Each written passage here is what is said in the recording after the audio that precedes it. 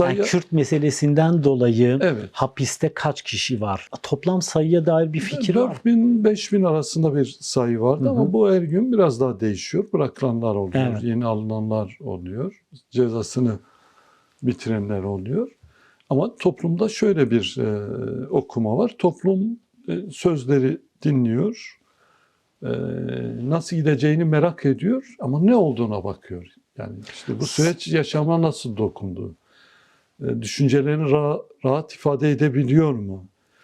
Hala saat 4'te kapısına kimsenin dayanmayacağı kaygısını atmış mı gibi biraz daha hani somut adımlara bakıyor. Bu tereddüt halini ortadan kaldırmak çok zor değil.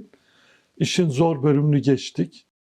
İşte PKK'nın silahları yakması, sınır Kendini dışına feshetmesi. çıkması, ZAP gibi bugüne kadar ulaşılamayan bir yerden çekilmesi aslında bu sürece ne kadar bağlı olduğunu, ne kadar süreçte samimi olduğunu ortaya koydu. ZAP en zor bölgelerden birisiydi yıllardır.